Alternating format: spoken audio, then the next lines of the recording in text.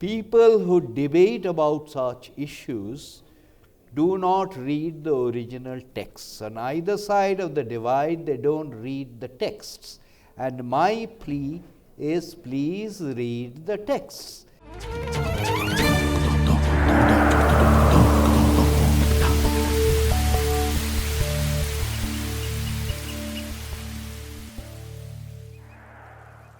Teamwork Arts Podcast, ladies and gentlemen. This is where we try and see if we can figure out the process, the thoughts behind the actions that animate the arts. And today, of course, we are honored to have Mr. Bibek Debroy here with us. Sir, first of all, thank you very much for your time and for being on the Teamwork Arts Podcast. The idea here, of course, I mean, we all know the stellar work that you've done with the government, but here the idea is to take the softer approach towards the words. There's the translation of the Mahabharata, there's the translation of the Ramayana, there's a book of limericks. It seems the taste is quite eclectic, sir. I'm not very, thank you for inviting me, by the way. I'm not very sure how I should react to that, because there are different forms of writing that I do. And, well, that's it. It has a question of time management. The book of limericks, of course, was published a long time ago, but as some of you may very well know, that I do write a limerick every day, even now, 5 days a week, for the Mint magazine. It's called Mint Metric. Apart from the regular work, I also write for a whole range of newspapers and magazines, and of course the translations. So each of them is somewhat different. Which one do you enjoy a little more than others? I enjoy all of them. One of my recent books, which has not featured in JLF, is called Inked in India.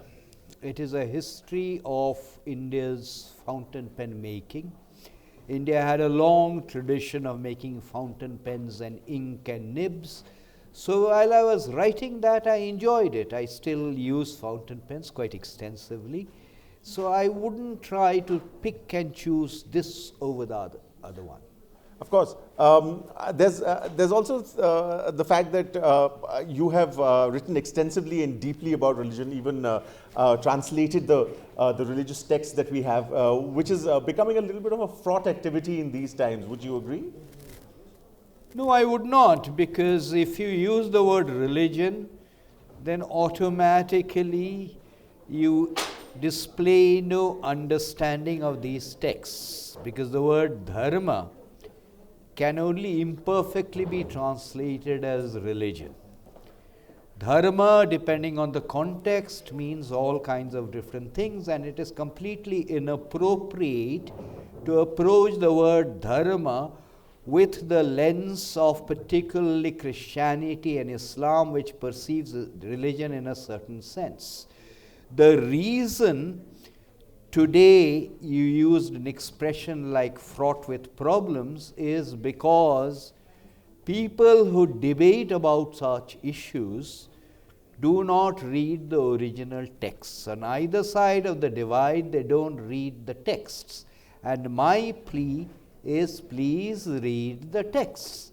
And my plea is, if you cannot read Sanskrit, and there's no reason why you should not be able to read Sanskrit, Sanskrit is a reasonably easy language to read, then at least read the translations, if not mine, someone else's.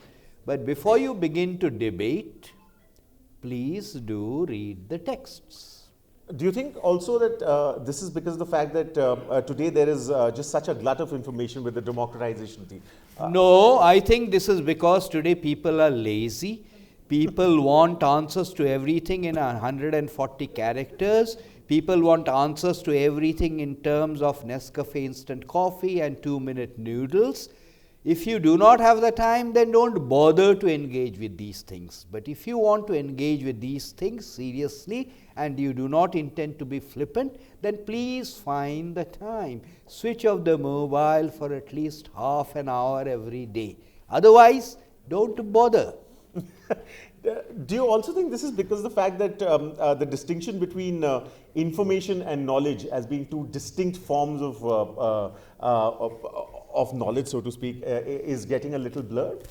I am not sure about the difference between information and knowledge, apart from obviously the etymological differences in these two.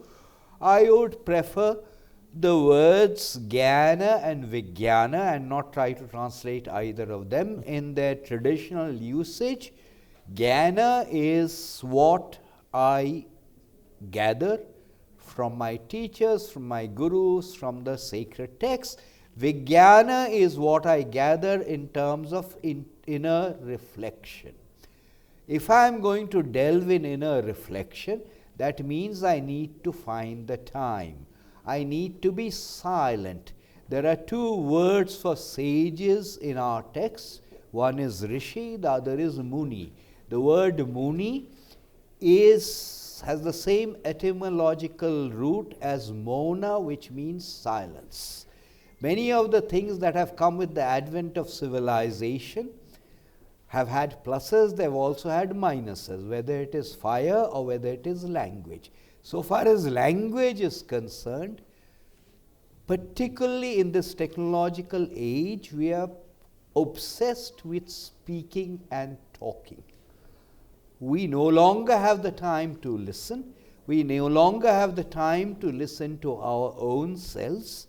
And therefore, I stressed the importance of silence. Therefore, I stressed the importance of switching off the mobile for at least half an hour a day. We will take 10,000 steps physically to cut off the clutter and reduce our BMI. We will not spend the same amount of time to declutter our minds. You seem to be quite frustrated with the... Oh, I am not frustrated at all, because what you do is your problem. I have no frustration. I am not here to change the world. Sure, but you seem to also have avoided the temptation to go for the 280 character shortening of information, considering the because this is an enormous corpus of knowledge. I don't think it can be dumbed down. If you intend to dumb it down, as I said, don't bother. This is stuff that is serious stuff. It is not amenable to debates on prime television at 9 p.m. and binary statements of yes or no. But do you think that will threaten their very existence and understanding? No, because people who are interested will. People who want to trivialize will trivialize. This has happened down the years in every society. But does it also mean that there is a danger of it being pushed to the fringes, because there won't be enough people with the kind of either knowledge or the intent or the sheer patience for it? Regardless of society, regardless of context, regardless of which point in history you are talking about, people who are seriously interested in knowledge has always been at the fringes. It's never been at the mainstream. In terms of bell-shaped curves, people who are seriously interested in knowledge belong to the tails, 5%, 1%. I do not think that has significantly changed. Also, what would your advice be to people who want to take up the subjects that you've written on as their own subjects? Well, I'm sort of repeating myself. I already said, if you are interested, find the time. If you are interested, read the stuff in the original. If you are interested, read it in unabridged form. Do not make comments on the basis of the fount of which all wisdom today, which happens to be the internet. Technology, of course, being a double-edged sword, what are your views on the internet per se? I mean, obviously you've expressed one of them, but are there any more? No, it's a tool like any other. I used to teach. The bulk of my life I have taught. And one piece of advice that I've always given my students is, please ask the question. Why? Where is it?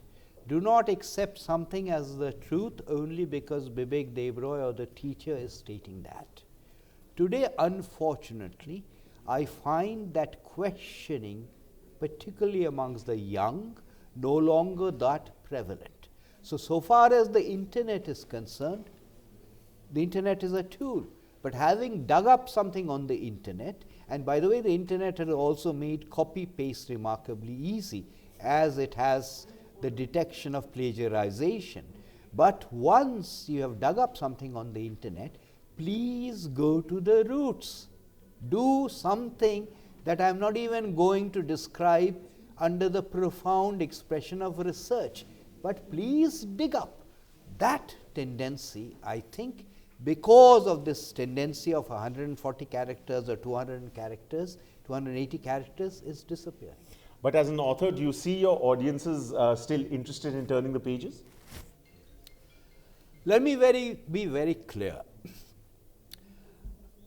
I do unabridged translations. The 10-volume Mahabharata translation that I did runs into 2.25 million words.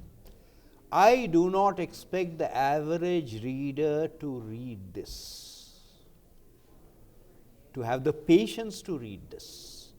The person who is reading the Mahabharata in English for the first time will typically not read my translation. My target audience is not that. My target audience is the reader who has had some exposure to the Mahabharata, let's say in English, has read some version unabridged, has got sufficiently interested to now develop the time and the patience to read the unabridged. So my audience is that. My audience is not an audience where these books will sell 50,000 copies. I am perfectly happy if they sell 5,000 copies, because I am not doing this for today. If I am going to take the Mahabharata as an example, the last two unabridged translations of Mahabharata were done in the 1880s by Kishori Mohan Ganguly and Manmathanath Datta in the 1890s. The Matsya Purana, which I am translating now, the last time it was translated, and that too was not a word-for-word translation, was by someone who did not even mention his name, he called himself the Tehsildar of Oudh, and we are talking about 1920s or thereabouts. Today, after more than 100 years, people are still reading that translation. So it's very clear in my mind, I am not doing this for the contemporary generation alone, I am doing it for posterity, because I do not think there is going to be anyone coming along soon who is going to be mad enough and eccentric enough to try and do what I am trying to accomplish. So 100 years from now, they will be read. Today, if they are read by 1%, I am perfectly happy. Yeah, the definition of happiness. I mean, who describes it other than the one creating the reason for it?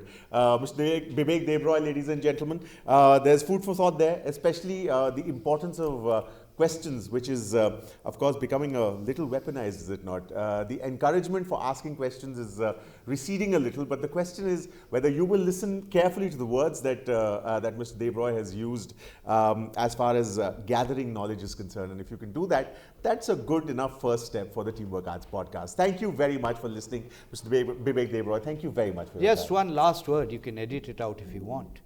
Do read the Bhagavad Gita. It says, Pariprashnena pranipatena sevaya, Pariprashnena.